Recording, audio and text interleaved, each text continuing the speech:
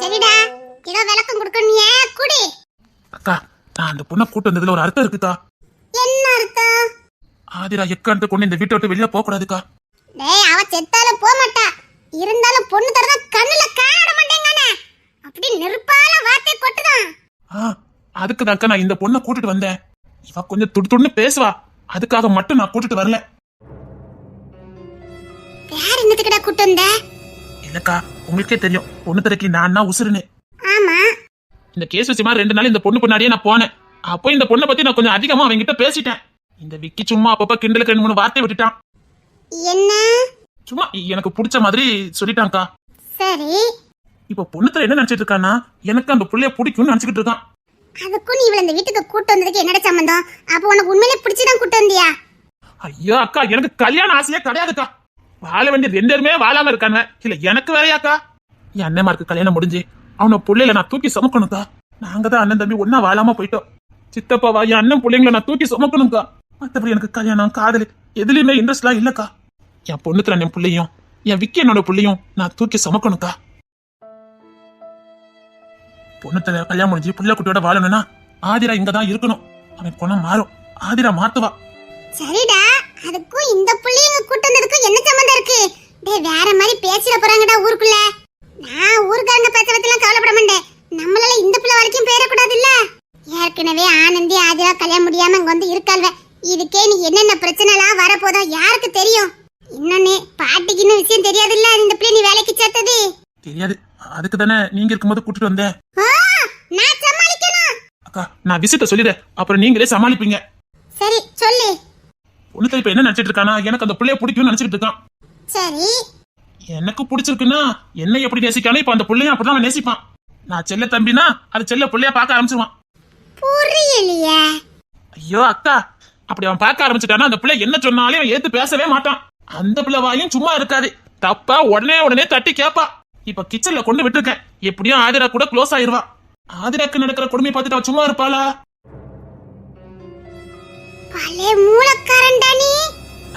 இப்ப புரியுதா நான் ஏன் அவளை வீட்டுக்குள்ள கூட்டிட்டு வந்தேன்னு? அழகுராணி ஆதிராக்காக சப்போர்ட் பண்ணி பேசுவா. பொண்ணு தெரியால இந்த பொண்ணை ஏத்து பேச முடியாது. ஏன்னா காரணம் நான். ஒருவேளை பொண்ணு தர நீ அந்த பிள்ளைய காதலிக்கலன்னு நினைச்சிட்டா? நினைக்க வைப்ப, காதலிக்கிற மாதிரியே நினைக்க வைப்ப. அந்த புள்ளைய நான் ஏறத்து கூட பார்க்க மாட்டேன். அந்த பொண்ணு மனசுல நான் இடம் பிடிக்கவே மாட்டேன். அந்த பொண்ணுக்கு என் மேல காதல் வர அளவுக்கு நான் நடந்துக்கவும் மாட்டேன். ஆனா பொண்ணு தெரிகிட்ட மட்டும் அந்த பொண்ணை விரும்புற மாதிரியே நான் ஆக்டிங் பண்ணுவேன்க்கா. ஆதிராவும் பொண்ணு தெரிய சேர்ற வரைக்கும் தான். நல்லதா இருக்கு, இருந்தாலும் அக்காக்கா ப்ளீஸுக்கா, எப்படியாவது பொண்ணு தெரியும் ஆதிராவையும் சேர்த்து வைக்கணும்க்கா. அவன் ஆதிராவை கல்யாணம் பண்ணணும்னு வச்சுக்கோங்களேன், சத்தியமா சொல்றேன், வேற எந்த பொண்ணையும் அவன் ஏன் எடுத்து பார்க்கவும் மாட்டான், வாழ்க்கையில கல்யாணம் பண்ணவும் மாட்டான். அவனை பத்தி தான் உங்களுக்கு நல்லாவே தெரியுமே. ஆதிராவே அவன் மனசுல எப்படி இடம் பிடிச்சானே தெரியல. பிடிச்சது இனி வேற ஒரு பொண்ணை ஏறிட்டு கூட பார்க்க மாட்டான். பொண்ணு தர கல்யாணம் பண்ணலனா விக்கி சத்தியமா கல்யாணம் பண்ண மாட்டான்க்கா. ஆமாக்கா, சத்தியமா விக்கி கல்யாணம் பண்ண மாட்டான். அவன் ரொம்ப மனசாட்சிக்கு பயப்படுவான்க்கா. அது தெரியுமே. அப்ப ஆனந்தி அண்ணியோட வாழ்க்கை என்னத்துக்கு ஆகும்? பொண்ணு தரைக்கு எவ்வளவு சீக்கிரமா கல்யாணத்தை பண்றோமா அவ்வளவுக்கு நல்லது ஆனந்தி அன்னைக்கு. அப்பதானக்கா விக்கி அண்ணனும் ஆனந்தி அண்ணியும் கல்யாணம் பண்ணுவாங்க. உன் பிளான் நல்லதா இருக்குது, ஆனா பொண்ணு தர ஆதிரா கழுத்தை தாலி கட்டுவானா? கெட்ட வச்சுனுக்கா, எதையாவது ஒரு சந்தர்ப்பத்தை பயன்படுத்தி 2த்தையும் சேர்த்து விட்டுற வேண்டியதான். இல்லைன்னா ஏதாவது பழி தூக்கி போட்டு பேண்ட் பண்ணி வச்சிடணும்க்கா, வேற வழி தெரியல. நீ யோசிக்கிறதெல்லாம் நல்லதாண்டா இருக்குது, ஆனா ஆதிராவை எதுக்கு பொண்ணு தர வெறுக்கானே தெரிய மாட்டேங்குதே. நாளைக்கு ஏதாவது பலமான காரணம் இருந்து நீங்களும் ஆதிராவை வெறுத்துட்டா? என் குடும்ப அழிவுக்கு ஆதிராவே காரணமா இருந்தாலும் இனி நாங்க ஆதிராவை வெறுக்க மாட்டோம்க்கா. எப்படா சொல்ற? இல்லக்கா, போதும், ஒரு பொண்ணுக்கு தண்டனை கொடுத்ததெல்லாம் போதும். ஒரு பொண்ணு வாழ்க்கையில மட்டும் விளையாடவே கூடாதுக்கா. எனக்கு விவரம் தெரிஞ்சு அவ கெட்டவளா இருக்க வாய்ப்பே இல்ல. எனக்கே அவளை கிட்டத்தட்ட ஒரு 7 வருஷமா தெரியும். அவ ஈக்காக்காக்கு கூட துரோகம் நினைக்க மாட்டா, ஒரு சின்ன கெடுதல் கூட நினைக்க மாட்டா. அதுக்கு முன்னாடி அவ எப்படி இருந்தா நமக்கு என்னக்கா, அது அறியாத பருவம். அப்படியே செஞ்சிருந்தாலும் அந்த பருவத்துல தான் அவ ஏதாவது தப்பு பண்ணிருக்க முடியும். இன்னொன்னு, என் பொண்ணு தர எனக்கு ஆதிரனா உசுறு, அதுக்காகவாது நான் அவங்களை சேர்த்து வைப்பேன்க்கா. இப்படி எல்லா குடும்பத்தையும் தம்பி மாதிரி இருந்துட்டா சூப்பரா இருக்கும்டா. சரி, நான் மாமியார்ட்ட வீட்டுல எல்லாத்தையும் சமாளிச்சுக்கிறது என்ன. ரொம்ப தேங்க்ஸ்க்கா. இது நம்ம குடும்பம்டா, நான் பாத்துக்கிறேன். அப்பப்போ பொண்ணுகிட்ட போய் எனக்கு அழகுராணியை பிடிச்சிருக்க மாதிரியே கொஞ்சம் நடிங்கக்கா, அவன் அப்பதான் இன்னும் நம்புவான். சரிடா.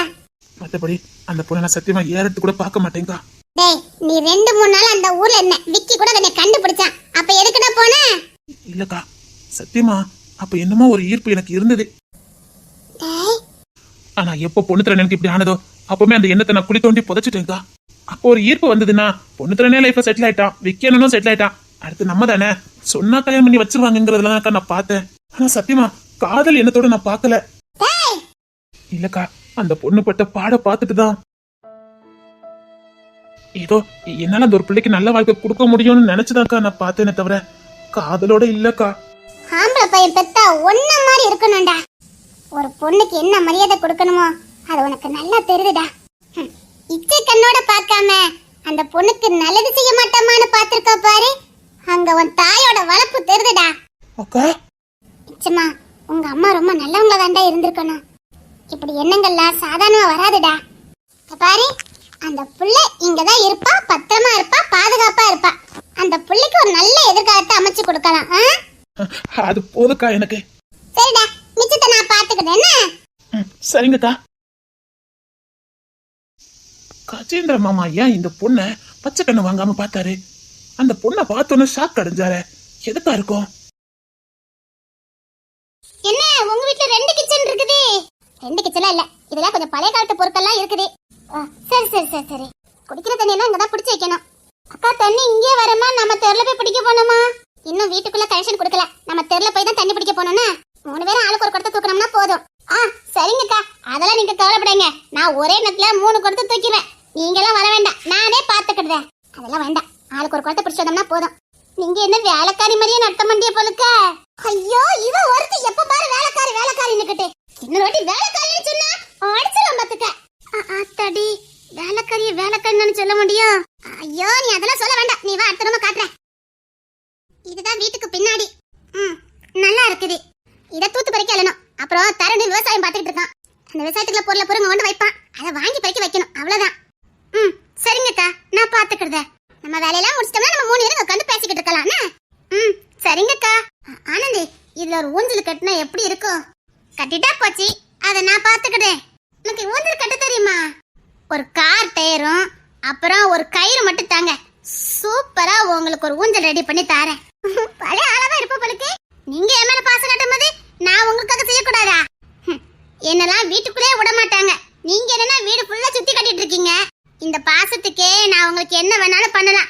அது மட்டும் இல்ல, எங்க வீட்டுல இருக்க கிளைய கூட்டிட்டு வந்து சொன்னீங்க பாருங்க, அப்பமே இந்த வீட்டுக்காக நான் எவ்வளவு வேலைனாலும் செய்யலாம்னு முடிவு பண்ணிட்டேன். என் கிழவிக்கும் ரொம்ப ஆசை இந்த மாதிரி வீட்டெல்லாம் பார்க்கணும்னு. ஐயோ நீ அவங்கள கூட்டிட்டு வா, நாங்க பாத்துக்கிட்டோம். என்னங்க நீங்க இவ்வளவு நல்லவங்களா இருக்கீங்க? எல்லாரும் மனுஷங்க தானே, நம்மகிட்ட இருக்கு இல்லாதவங்களுக்கு கொடுத்துட்டு போறோம். இந்த மனசு எல்லாத்துக்கும் வராத. நான் இப்ப வீட்டுக்கு போயிட்டு எங்க அம்மாக்கு மருந்து கொடுத்துட்டு அந்த கிழவியும் கூட்டிட்டு வந்துடட்டுமா? கொஞ்சம் இரு, இப்ப விக்கி மாமா வந்துருவாங்க. டூட்டி முடிஞ்சு வந்துட்டு இருக்க டைம் தான். வந்ததுக்கு அப்புறம் இன்ட்ரோடியூஸ் பண்ணிக்க, மாமாவே உன்னை கூட்டிட்டு போவாங்க. அக்கா அது நீங்க கட்டிக்க போறவரு, அதுக்கு என்ன ஏன் கூட அனுப்பி வைக்கிறேன்னு சொல்லிட்டு இருக்கீங்க. கொழுப்பு தானே மாமா, பாரு உனக்கே புரியும். அக்கா நீங்க சொல்லும் போதே தெரியுது உங்க காதல் எப்படிப்பட்ட காதல்னு. சின்ன பிள்ளை மாதிரி பேசு வா. சின்ன பிள்ளையா? 20 வயசு ஆகுதுல்ல. வாயி வாயி. விக்கி மாமா வருவாங்க, விக்கி மாமா கூட போயிட்டு பாட்டியை கூட்டிட்டு வந்துரு. சரிங்கக்கா. ஆத்தி என் கிழவி இந்த வீட்டுல வாழ போதா? ஆத்தி அது இதுதானே ஆசைப்பட்டுட்டு இருந்துச்சு. சாவதுக்கு முன்னாடி அத நல்ல இடத்த 4 இடத்த காட்டிடணும். அண்ணி வயலுக்கு கிளம்புறேன். விக்கி வந்தா ஒருத்த மட்டும் எடுத்து சொல்லிருங்க. டேய் நீ ஏன் ஒத்த தூக்கிட்டு போற? இல்ல நான் அதுக்கு முன்னாடி மருந்து அடிக்க போறேன், அதான் மருந்துக்குள்ள தூக்கிட்டு போறேன். இல்ல இவ பாட்டி போய் கூட்டிட்டு வரணும்னு சொன்னா, அதான் விக்கி மாமாவை அனுப்பலான்னு பார்த்தேன். ஐயோ அதெல்லாம் வேண்டாம், பாட்டியை நானே கூட்டிட்டு வரேன். நீங்க உங்க மாமாவை வயலுக்கு அனுப்புங்கக்கா, நான் பாத்துக்கிடுதேன். உனக்கும் மாமாதான். என்ன சொன்னீங்க? நீங்க மாமானே கூப்பிட்டுக்க, ஒன்னும் பிரச்சனை இல்ல.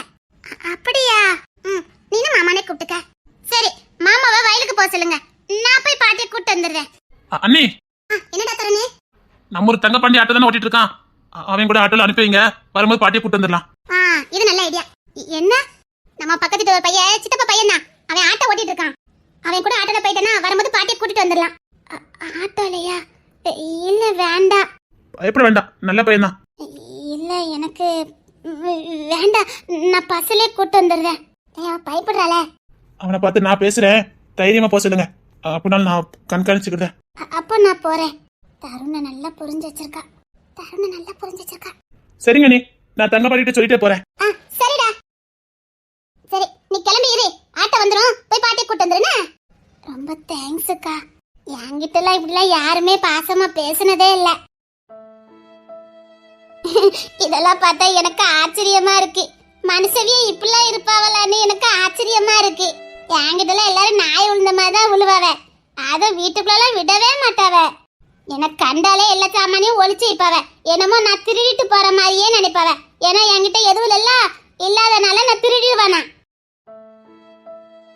நான் பட்டினியா செத்தாலும் சாவேன்னு தவிர யாருக்குள்ளயும் திருட மாட்டேன். எங்க வீட்டு பக்கத்து இருக்கார வீட்டுல தினமும் பிரியாணி அது இதுன்னு சாப்பிடுவாவ. எங்க வீட்டு கிளவிக்கு கூட கொடுக்க மாட்டாவ. எங்க வீட்டு கிளவிதான் பாம்போல. ஒரு கிணத்துல தருவாவலா, ஒரு கிணத்துல போய் வாங்கிட்டு வரியான்னு கேக்கும். ஐயோ என்னத்த சொல்ல. உனக்கு சொந்த பந்தனே எங்களுக்கு யாருமே கிடையாது. இருந்தாலும் அவ எங்களை சொந்தக்காரனே சொல்ல மாட்டாவ. ஏன் எங்க அம்மைக்கு அன்னை வீட்லயே இருக்காவ. அவியில எங்களை சொந்தன்னே சொல்ல மாட்டாவ. அவிய பிள்ளைல எங்க வீட்டு முன்னாடி போவோம். ஆனா அந்த பிள்ளைல எங்களை யாரோ மாதிரிதான் பாக்கும். எங்க அம்மைக்கு அக்கா இருக்காவ, தங்கச்சி இருக்காவ, எல்லாருமே இருக்காவ. ஆனா யாருமே எங்களை சொந்தன்னே சொல்ல மாட்டாவ. ஏன்னா இல்லாதனால நான் ஏதாவது போய் கேட்டுருவேனா. கல்யாணம் சடங்கு பால் காய்ப்பு யாருமே எங்களை கூப்பிடவே மாட்டாவ. இன்னொன்னு நான் யார் வீட்டு வாசலையும் மிதிச்சதே கிடையாது. ஏன்னா வாசல்ல கூட என்னால நிக்கவே விட மாட்டாவ. ஏன்னா எங்க வீட்டுல ஆம்பளை இல்லையா, அதனால. ஆனா நீங்க அப்படி இல்ல, ரொம்ப வித்தியாசமா இருக்கீங்க. எனக்கு இது ரொம்ப பிடிச்சிருக்கு. உங்களுக்காக நான் என்ன வேணாலும் செய்வேன். நீங்க இவ்வளவு பாசமா இருக்கீல்ல, அதனால எந்த வேலைனாலும் நான் செய்வேன். எனக்கு இந்த பாசம் மட்டும் போதும். நாங்க இருக்கோம், நீ அப்படி நினைக்க. இனி நினைக்க மாட்டேன். இனி காலரை தூக்கி விட்டுட்டு அழுவமில்ல. சரி உங்க அம்மா எழுந்து நடமாடுவாங்களா எப்படி? எங்க அம்மைக்கு கொழுப்பு. அவங்களுக்கு தான் உடம்பு சரியில்லையே. ஏன் உடம்பு சரியில்லைன்னு கேளுங்க பாப்பா. ஏன் உடம்பு சரியில்லை? விட்டுட்டு போனவிலே நினைச்சு எங்க அம்மா கவலைப்பட்டுட்டு இருக்காவ. நம்மளே ஒருத்தங்க வேண்டான்னு விட்டுட்டு போகும்போது எதுக்கு அவில நினைச்சு நம்ம கவலைப்படணும்? விட்டுட்டு போனவிலே நினைச்சு இருக்கிற என்ன இழந்துட்டாவ எங்க அம்மா. விட்டுட்டு போனவிலே நினைச்சு எங்க அம்மா என்ன கவனிக்காம விட்டுட்டாவ. எங்க அம்மா பாசம் எனக்கு கிடைச்சதே இல்ல. என்ன கண்டுக்கவே இல்லை எங்க அம்மா. விட்டுட்டு போனவிலேயே நினைச்சிட்டு இருக்காவ. நான் தான் பெத்தவங்களாச்சேன்னு பாத்துக்கிட்டு இருக்கேன். விட்டுட்டு போனவங்களையே நினைச்சு நோயில விழுந்துட்டாங்க எங்க அம்மா. பெத்த புள்ள நான் இருக்கேன், எனக்காக வாழ வேண்டாமா? எங்க அம்மா நல்லா இருந்திருந்தா நான் இவ்வளவு கஷ்டமே பட்டிருக்க மாட்டேன். எனக்கு நிறைய படிக்கணும்னு ஆசை. நான் +2ல எவ்வளவு மார்க்குன்னு கேளுங்க பாப்பா. எவ்வளவு மார்க்கு? 1497 மார்க். வெறும் 3 மார்க்ல தான் போச்சுது. ஸ்டேட் ஃபர்ஸ்டா? ஸ்கூல் ஃபர்ஸ்ட் வந்தேன். இப்போ அதே ஸ்கூல்ல தானே அரை கிளாஸ் டீச்சரா இருக்கேன். கவர்மெண்ட் ஸ்கூல் இருந்துச்சு, அதனால படிச்சேன். அது மட்டும் இல்லைன்னா மதிய சோத்துக்காக போனேன். ஆனா படிப்பு மேல ஆசை வந்துட்டு நல்லா படிச்சேன். இன்னொன்னு நான் படிக்கட்டாலுமே நான் பாஸ் ஆவேன். எனக்கு ஏகப்பட்ட மூளைன்னு சொல்லுவாங்க. அது உன்னை பார்த்தாலே தெரியுது. நான் படிக்கணும்னு நினைச்சு படிச்சிருந்தேன்னு வச்சுக்கோங்களேன், செண்டம் வாங்கியிருப்பேன். சும்மா தான் படிச்சு எழுதுனேன். இதுக்கப்புறம் நம்ம என்ன படிக்க போறோம், பாஸா என்ன பண்ண போறோன்னு வேண்டா வெறுப்பா படிச்சுதான் இவ்வளவு மார்க்கு. என்ன மட்டும் படிக்க வைக்க யாராவது இருந்திருந்தா நல்லா படிச்சிருப்பேன். நல்லா படிச்சிருக்கல, ஒரு டியூஷனாவது எடுக்கலாம்ல. எடுக்காம இருப்பானா? எங்க வீட்டுக்கு ஒருத்தர் பிள்ளைல கூட அனுப்ப மாட்டேக்காவ. ஏன்னா எங்க வீடு தத்திரியும் பிடிச்ச வீடா. என்கிட்ட பிள்ளைகள் படிச்சா உருப்படாதான். நான் ஒரு வாயாடியா ராசி இல்லாதவளாம். டியூஷன் எடுத்தாது பொழைச்சுக்கலான்னு பார்த்தேன். அதுலயும் மண்ணள்ளி போட்டுட்டாங்க. மேக்ஸ் எல்லாம் எனக்கு தண்ணிப்பட்ட பாடு. அவ்வளவு ஈஸியா குறுக்கு புத்தியா போடுவேன். ஆனா என்கிட்ட படிக்கிறதுக்கு தான் பிள்ளைங்க இல்ல. அது கூட பரவாயில்ல, அரை கிளாஸ்ல போய் சேர்ந்தன. அப்போ கூட என்னத்தமா பண்ணாங்க, இவ டீச்சரா இருந்தா எங்க பிள்ளைய அனுப்ப மாட்டேன்னு போராடுனாங்க. இவ்வளவுக்கு காரணம் எங்க அம்மா தான். ஆனா அதுக்கு பின்னாடி ஒருத்தர் இருக்காரு. அவரை நான் சும்மாவே விட மாட்டேன். அவர் எனக்கு யாருன்னு தெரியாது. தெரிஞ்ச அன்னைக்கு தானே இருக்கு. எங்க அம்மா சாவதுக்குள்ள சொல்லுறேன்னு சொல்லிருக்காங்க. பார்க்கலாம். அம்மா மேலே இவ்வளவு வெறுப்பா இருக்க. எந்த தாயும் பெத்த பிள்ளைக்கு செய்யக்கூடாத துரோகத்தை எங்க அம்மா எனக்கு செஞ்சிருக்காங்க. பின்ன நான் இப்ப ஒரு கடமைக்கு தான் அவங்கள கவனிச்சிட்டு இருக்கேன். பாசத்துல ஒண்ணு இல்ல. நான் இவ்வளவு கஷ்டப்பட்டுட்டு இருக்கிறதுக்கும் இவ்வளவு அவமானப்பட்டதுக்கு காரணம் எங்க அம்மா தான். எங்க அம்மா செஞ்ச தப்பு கூட இல்ல, அதை மறைக்கிறது. எனக்கெல்லாம் ஒரு கஷ்டத்தை உங்ககிட்ட சொல்லி உங்களை வேதனை பத்திட்டேன். சரிக்கா, என்ன வேலைன்னு சொல்லுங்க, நான் செய்யறேன். ஒரு பொண்ணு ஏன் இப்படி இருக்கானே, அவ பின்வாளிக்க பார்த்தா தானே தெரியுது. ஆனந்தி, இவளுக்கு நாம ஏதாவது பண்ணணும். ஆனந்தி, என்ன நடக்குது?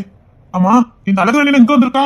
அட சாரே, உன்னை நான் என்ன சொன்னேன்? மாமான்னு கூப்பிட சொல்லிருக்கல. ஆனந்தி, நான் ஏதாவது ஏமா நீ மாமானே கூப்பிடுமா.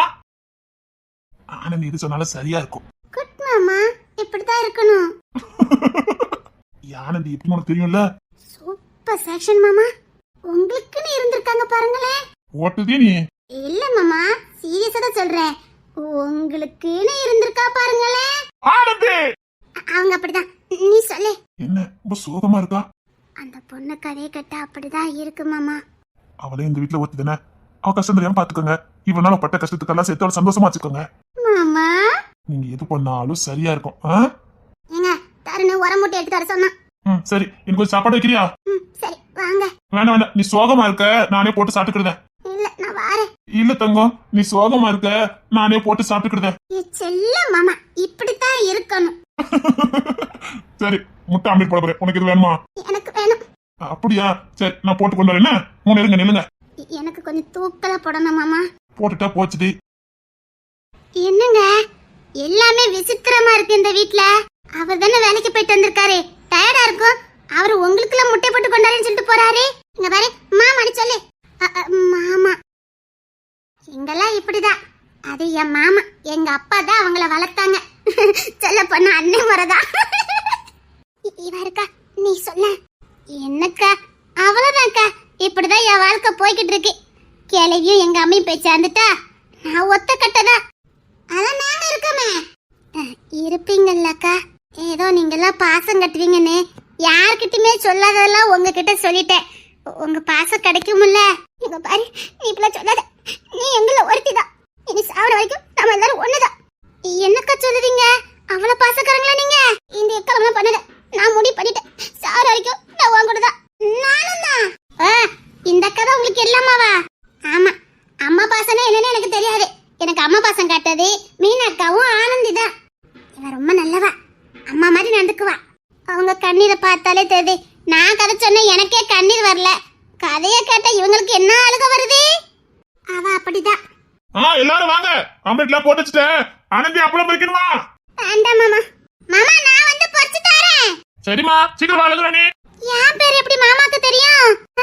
அது வந்து தெரியும். உன் வீட்டுக்கு சண்டை போட வந்தமே, அப்பவே தெரியுமே. சண்டை போட வந்தீங்க சரிதான். என் பேரும் உங்களுக்கு ஞாபகம் இருக்கு. உன்னை யாரு மறந்தா? இந்த வீட்ல எல்லாருமே கொஞ்சம் வித்தியாசமா தான் இருக்கீங்க. எனக்கு ரொம்ப பிடிச்சிருக்கு. ஆனந்தி, என்ன மாமா? தங்க பாண்டி ஆட்டோ கொண்டு வந்திருக்கான். எதுக்குமா? மாமா, நான் வீட்டுக்கு போறதுக்கு தான். அப்படியா? தம்பி இங்க வாமா. இரு கொஞ்சம் வெயிட் பண்ணுனா. சரி, நீ போய் பாட்டியை கூட்டிட்டு வந்துருனா. ரொம்ப தேங்க்ஸ்க்கா. ஆட்டாக்கு காசெல்லாம் கொடுக்க வேண்டாம். அவங்களே நின்னு உங்களை கூட்டிட்டு வீட்டுக்கு வந்துருவாங்கன்னு. இல்லக்கா, தருண் சார் கொஞ்சம் கொடுத்தாங்க, அது இருக்குது. அதெல்லாம் ஒண்ணு வேண்டாம். நீ போயிட்டு பாட்டியை கூட்டிட்டு வந்துருனா. அக்கா, வேலையெல்லாம் அப்படியே கிடக்கட்டும், நான் வந்து செய்யறேன்னக்கா. நீ போயிட்டு வாமா. இப்ப நீ வீட்டுல சும்மா தானே இருக்க. மாமாக்கு ஜூஸ் கொடுத்துட்டு நீனும் அவ கூட போயிட்டு வாயா. அப்படி செய்யலாம். மணிதான் 11 ஆகுதுல. நம்ம போய் மாமாக்கு ஜூஸ் கொடுத்துட்டு அப்புறமா பாட்டியை கூட்டு வந்துடலாம். சரி, இது நல்ல ஐடியாவா இருக்கு. சரி ஆனந்தி, நீ ஜூஸை போட்டு ரெடி பண்ணு. நான் அதுக்குள்ள ட்ரெஸ் மாத்திட்டு வந்துடுறேன். காலையில தான் இந்த ட்ரெஸ்ல பார்த்தேன், மாமாக்கு பிடிக்கல. நான் வேற ட்ரெஸ் போட்டுட்டு வரட்டா? ஐயோ, ஏதோ பிரச்சனை இருக்கும் போலுக்க. பரவாயில்ல, நான் எதுக்கு இருக்க, இந்த அழகு ராணி எதுக்கு இருக்கா? மாத்தி காட்டுற. யாருமே என்கிட்ட இவ்வளவு பாசமா பேசினது இல்ல, இருந்தது இல்ல. என் மேல இவ்வளவு பாசம் கட்டினீங்கல்ல, நான் பாருங்க உங்களை எவ்வளவு பாத்துக்கிடுதேன்னு. என் உசுரை கொடுத்தாது இந்த குடும்பத்தை ஒன்னா ஒத்துமையா வச்சிருப்பேன். இனி இந்த குடும்பத்துக்குள்ள சண்டை சச்சரவுன்னு எதுவுமே இருக்காது. என்ன வந்தாலும் இந்த அழகு ராணி சமாளிப்பா. எனக்கு கிடைக்க வேண்டிய பாசம் கிடைச்சிருச்சு, அது போதும் எனக்கு. இதுக்காக என்ன வேண்டாலும் பண்ணலாம்.